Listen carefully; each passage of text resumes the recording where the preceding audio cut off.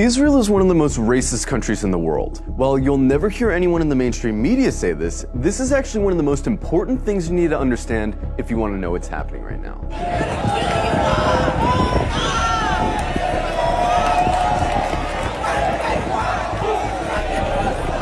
From its inception, the whole idea of Israel as a country was based on racism. Israel was conceived as a Jewish state, and while there's nothing wrong in principle with Jews having a homeland, the problem is that they insisted that that homeland had to be in Palestine, which already belonged to someone, the Palestinians. The slogan of Israel's founders was "a land for a people without a land." But deep down, they all knew that the only way to have a Jewish majority in Palestine, an Arab country, was to expel the Arabs. One of the founders of Israel, Yosef Weitz, wrote, "There's no room in the country for both peoples. There's no way but to transfer the Arabs from here to neighboring countries." Israel was quite literally founded by expelling and massacring hundreds of thousands of Arabs in a years-long process called the Nakba. And when you found a country based on racial exclusion, you're gonna get a culture that fosters and celebrates racial exclusion. Because countries that commit terrible atrocities rarely acknowledge committing those atrocities. And the presence of Palestinians who remained in Palestine became a constant reminder, not only of the violence that founded Israel, but of the constantly looming threat that they might come back and try to reclaim their land. Every day you can find videos coming out of Israel showing Israelis calling for all Arabs to die,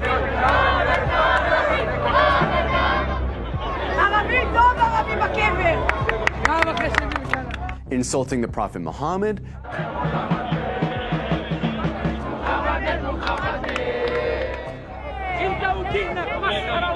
desecrating mosques, spitting on Christians, mocking and celebrating the murder of Palestinians, committing violent hate crimes against Palestinians, watching Gaza get carpet bombed from a cliffside for entertainment. But don't just go off these anecdotes. Let's look at some of the polls. One poll found that 2/3 of Israeli teens believe Arabs to be less intelligent, uncultured, and violent. It also found that 50% of Israelis wouldn't live in the same building as Arabs, wouldn't befriend Arabs, wouldn't let their children befriend Arabs, and wouldn't let Arabs into their homes. Another poll found that 60% of Israeli Jews want segregation from Arabs. Another poll found that half of Israeli Jews agree with the statement, "Most Jews are better than most non-Jews because they were born Jews." The poll also found that 88% of Israeli Jews would be disturbed if their son befriended an Arab girl, and 90% would be disturbed if their daughter befriended an Arab boy. This poll found that about half of Israeli high schoolers don't think Arabs should have the right to vote. Another poll showed that almost half of Israeli Jews don't want Arabs teaching their kids. Not only are these views widely held in Israeli society, they're also represented in government, which codifies these sentiments into law. For example, Israel has a law that says if an Israeli marries a Palestinian, or someone from several other regional Arab states, that person isn't allowed to move in with said Israeli.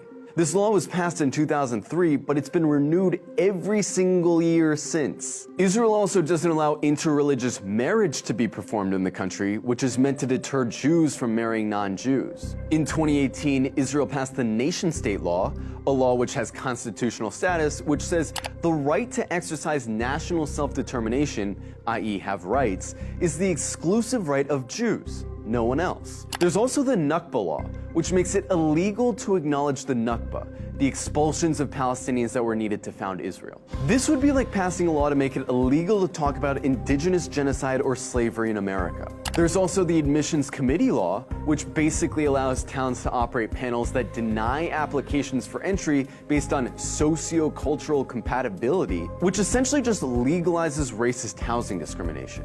In Israel, advocating genocide of Palestinians doesn't hurt your chances of holding a high position in government. And in fact, in many cases, it helps. In 2014, Israeli lawmaker Ayelet Shaked wrote an unhinged rant on Facebook, calling all Palestinians enemy combatants and saying their mothers should be killed for giving birth to, quote, little snakes. The next year, she was appointed Minister of Justice by Benjamin Netanyahu. Itamar Ben-Gvir, a lifelong admirer of Meir Kahane, an Arab exterminationist, a man who praised a Jewish settler who killed a Palestinian for throwing a rock at him, a man who was famously acquitted after being criminally charged for chanting death to Arabs, is Israel's current Minister of National Security. He's not some fringe figure either. He's one of the most popular politicians in Israel right now. In the last few days, Israel's been working hard to cast itself as the victim of hatred, the victim of terrorism, the victim of anti-Semitism, that they have no choice but to lay siege to Gaza. But underneath this carefully concocted victim complex is a racist, Jewish supremacist state that's been trying to finish the job that the Nakba started for decades. And really, this shouldn't come as a surprise to anyone. After all, they're literally cutting off water and electricity to a city of 2 million people right now. Their generals talk openly about flattening Gaza and killing the animals, meaning Palestinians. It's obvious